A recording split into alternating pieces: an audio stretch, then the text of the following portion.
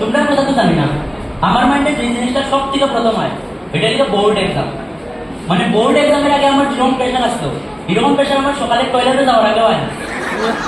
আর বর্তমানে আমি দেখি আমার পাড়া প্রতিবেশী বা আশেপাশে যে ছেলে মেয়েরা আছে যারা নেক্সট ইয়ার মাধ্যমিক দিব, তারা কি সুন্দর বিকালেই মাঠে খেলার জায়গা, বন্ধুরা লোকে আড্ডা দেওয়ার জায়গা। কিন্তু আমার মনে আছে আমি যে সময় মাধ্যমিক দিয়েছি কোনোদিনই আমি এরকম বিকালে বন্ধুরা লোকে খেলার দিয়েছি না, বা বন্ধুরা লোকে আড্ডা দেওয়া তো গেছি। আর শুধু আমি একলা নাই, আমার যত বন্ধু বান্ধব আসতো তারা কেউ এরকম গেছে না, কারণ আমরা মাধ্যমিকের আগে করোনা আসতো। যদি কেউ রাস্তার মধ্যে দেখতো যে পুলিশে পাতার মধ্যে একটু আটকে যাচ্ছে তাও দিতে। তো আর আমার মনে আছে আমার মাধ্যমিক এক্সামের আগে আমার বাবা একটা নিয়ম করিয়া দিচ্ছিলাম, যেদিনে 8 ঘন্টা করতে লাগবো, নাইলে এক বেলা পানি দেওয়া হতো না। তো আমার আর কোনো উপায় আসতো না, বাধ্যই আমার নামেও মনে লাগতো। আর 8 ঘন্টা করতে লাগবো মানে 8 ঘন্টা।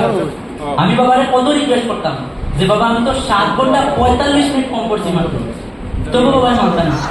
তবে এই ব্যাপারে আমার মায়ের হাতে খুব সাপোর্ট করতাম।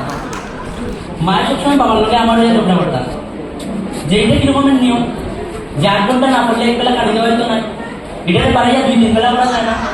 এরকম সবসময় মায়ের আমার সাপোর্ট করতাম।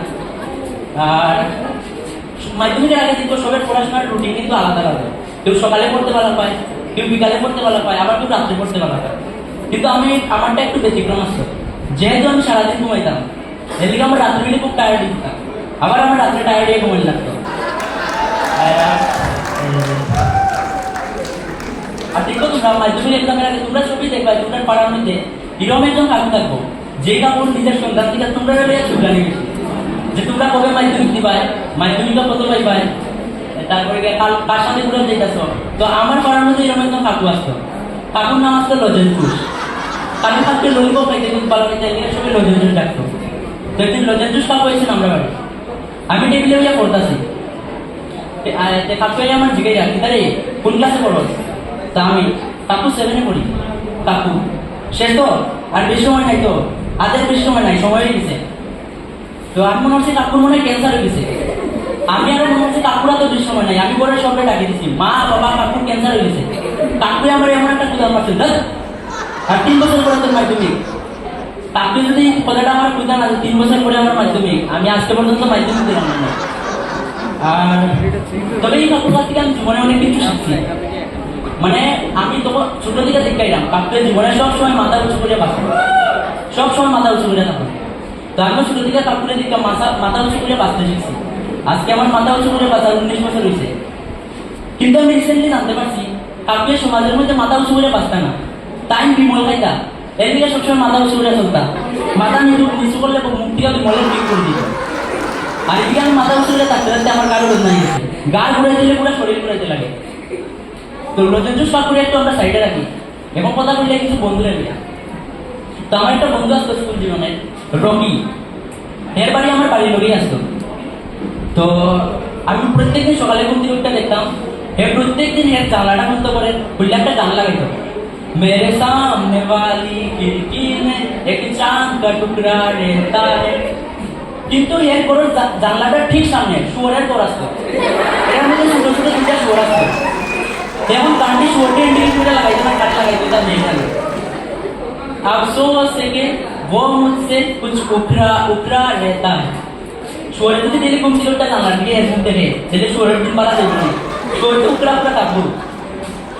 আর এখন সময় দেখবো তোমরা বন্ধুরা কিনা করে একজনে আরেকজনকে সারপ্রাইজ দেয় বার্থডেতে, আর এটার ভিডিও করিয়া সোশ্যাল মিডিয়ার মধ্যে আপলোড করে, আর আমি এটা দেখি। তো আমার বন্ধুরা কিন্তু মানে আমার সারপ্রাইজ দেয় বার্থডের মধ্যে।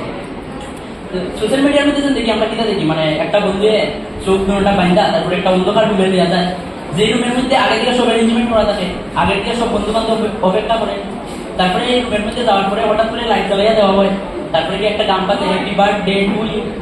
তো আমার বন্ধুরা এরকম আমার সারপ্রাইজ দেয়।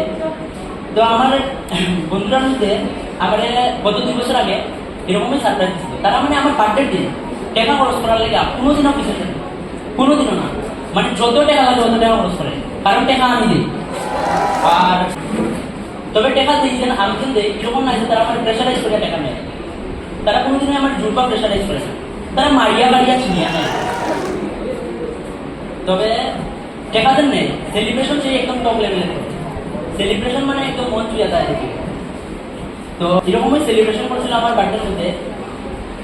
আমার একটা বন্ধু, সে মানে আমার লিগে কেক আনছে কিনা, ওই শুভ এই মে মাসে আমার বার্থডে আসলে সেলিব্রেট করছে, কলেজের মধ্যে সেলিব্রেট করছে, একটা কেক কিনা আনছে।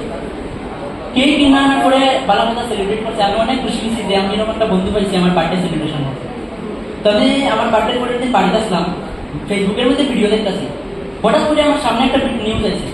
নিউজের মধ্যে দেখি যে বেকারি থেকে আমার কেক কিনে আনছে, আমার বার্থডের পরের দিন ওই বেকারি দিয়ে সিনেমা দিচ্ছে, কারণ তারা ডেট এক্সপায়ারি কেক দিয়েছে। তো মানে আমি এদিন এদিন রাত্রে আমি মানে ঘরের বাইরে ঘুমাইছি, পেট কোন সময় খারাপ হচ্ছে পাওয়া যায় না।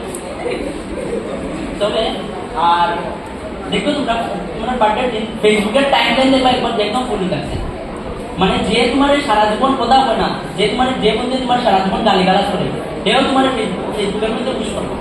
উইশ কেমনে করবো? Happy birthday to you, many many happy returns of the day. লোকে একটা টিক করে মঞ্জুর লাগাইব, ওখান থেকে লিয়া কেক পেয়ে যাবো। তবে কেকের কথা বলতে মনে হয়েছে আমার বন্ধুরা যেন বার্থডের মধ্যে কেক আনলো, এটা কেক আসলো, মানে কেক দিতে মনে হতো মোমবাতি খেলেন, আর খাইলে কিন্তু একবার খাইয়ে রয়েছি। তারপরে বুঝলাম যে বাজেটে কেকের মোমবাতির টেস্ট কেকের তুলনায় বলা। আর তবে বন্ধুদের কথা মানে মনে পড়ে অনেক। আর আরেকটা জিনিস মনে হচ্ছে, আরেকবার আমার বার্থডে আসতো, সে আমার লেগে 10 টাকা দিয়ে একটা কেক কিনা লেগেছে, আরেকটা বন্ধু স্কুলের মধ্যে এটা করলাম। তো টাকা দিয়ে তো কোনো মানে বন্ধুত্ব ইয়ে হয় না, 10 টাকারও 100 টাকার আনছে মন থেকে, এটাই করো। তো আনার পরে হে মোমবাতি কিনে আনতে ভুলে গেছে, তোর কিছু না কিছু একটা তো জ্বালানি লাগে, হে মর্টিনোর পয়সা জ্বালাই দিচ্ছে। হ্যাঁ আমার বার্থডে সেলিব্রেশন করা যাচ্ছে না, মশা বানানি খাইছে। তারপরে হ্যাঁ যে আমার বার্থডে আসতো সেলিব্রেট করতে যাই, করার পরে মানে আমি হ্যাপি বার্থডে বলতে বলে কেকের মধ্যে সাপগুলা গানটাকে কেক নিয়ে মারামারি করে শোবে। আমার বার্থডে আমার হাত থেকে কেক কাটিয়ে নিয়ে খাইছে, হাত থেকে তো তবু ঠিক আছে, আমার গালে একটা বন্ধু কেক লাগাইছে, আর একটা গাছ দিয়ে খাই দিয়ে আমার গাছ ছিঁড়ে বালাইছে, খালি গালো লাগাইতো। তো বন্ধুরা মানে আমি যতই বন্ধু তো বন্ধুই হয়, বন্ধুরার কথা অনেক মনে পড়ে। তো আমরা সবাই লাস্টে একটাই কথা বলতে চাই যে জীবন মানে মাধ্যমিক এক্সাম আর বার্থডে সেলিব্রেশন মানে, কারণ জীবন মানে জি বাংলা। ধন্যবাদ।